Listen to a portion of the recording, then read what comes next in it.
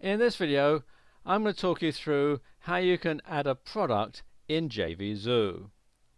Okay, log into JVZoo and go to the seller's dashboard, and you can see nice big orange button here that says add a product, it's free. Click on that. It takes you through to this page, and there is a video on this page which goes into quite a lot of detail about how you set this up, but I'll just run through it really quickly.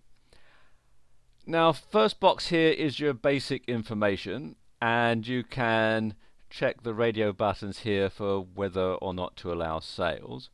If you check no, then your product will not be available for sale. And this means that actually you can work on setting all this up without your product being live. So you can go through and tweak it and change it before you actually allow sales. Whether you want it shown in the marketplace, yes or no, it's a good idea to have it in the marketplace, because then that allows you to recruit lots of affiliates to sell the product for you. And you have the launch date and time, and you can set this as far in advance as you like, really. And it's a good idea to set your launch date at a time in the future, because that gives you time to recruit affiliates and to do your pre-launch and everything like that. It's always set in Eastern Standard Time for the United States. So you'd need to work out what your local time would be if you're outside the US. And as it says, the product would not be visible in the marketplace until this time. Then you enter your product name in here and the currency that you're going to sell it in. By default, it's set as the US dollar, and it's best to leave it at that setting. The US dollar is, of course, the currency of international commerce. But if you're launching a product for a particularly local audience, then there are other currencies that you can choose from. You can have the Australian dollar or the euro, Japanese yen, or pound sterling. Then you enter your product price, and this is the maximum price if it's going to be on a dime sale, and I'll explain about dime sales in a moment. And if it's a recurring payment, then you would enter in the recurring payment in here. Then you would enter your commission payout percentage. That's the amount that you're going to pay your affiliates. And if it's a subscription or it's a multiple payment, then you would check that box, and this opens another window with some further options. Then you've got the quantity. Now, for most digital products, you'll want to leave this empty, because after all, digital products are unlimited. However, if you are, say, having a membership site or a coaching program where you want to limit the number of participants, then you could enter that information in there.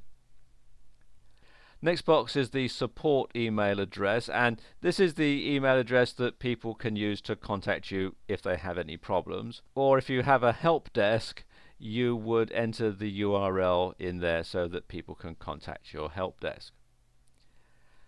Then you have your landing page, also known as sales funnel, squeeze page, or pre-launch. And this is the page that you'll want to send traffic to before your product gets launched. And you can use this to build up an early bird list, so people can go there, sign up, and get information, and you can notify them about when the product goes live. You can use it to recruit affiliates and so on. One thing that you'll also want to do is to check this button, yes, to send all traffic to the sales page after the launch date and time. So basically, before your product goes on sale, all the traffic will go to here, and then afterwards it'll go down to your sales page. And this can be either an externally hosted page, or it can be a JVZoo instant sales page. Most people will use an external sales page URL, which is basically the sales page on your website. There is a video about JVZoo instant sales pages actually on the JVZoo website, so I'm not going to go into that in this video. Pass the affiliate ID to your sales page. If you have your sales page set up that way, then you can use it to pass that information on. Generally, you want to keep that checked to no. WF backup sales page URL. This is an alternative URL where sales could be sent if the Warrior Forum goes down. Then you've got the delivery method, and you can have either a protected download or a thank you page. It's a good idea to have a protected download because that means that JVZoo will actually host your product for you. And if you've got something like, say, a video product that's going to take up a lot of bandwidth, then it's a good idea to avail yourself of this service. Then we have the return period, and you can set the number of days. As a rule of thumb, the longer you set this, the less likely you are to get returns. You can check this box to make it eligible for product of the day, and it's a good idea to do that because then you can enter it into this contest, and if it's picked as product of the day, then they will tell a lot of affiliates and people about your product, so it's a good idea to check that. Then we've got the affiliate approval, and you can either have manual approval, auto approve, or no affiliates allowed.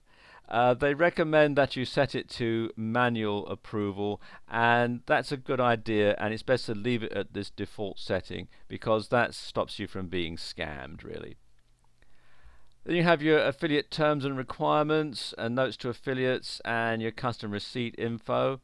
And this is all fairly self-explanatory. It's HTML enabled, and what you can do is write everything out in your word processor and then copy and paste it in here. When you archive a product, you actually delete it, so it's best to keep that as no as long as your product is on sale.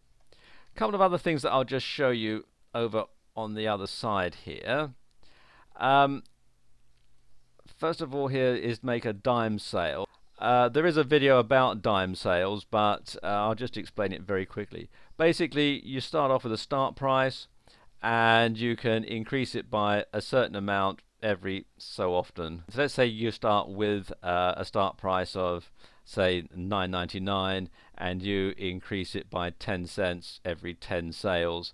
Then it will keep increasing by 10 cents every 10 sales up until you get to this maximum price. So that's how it works. You've also got things here like autoresponder integration.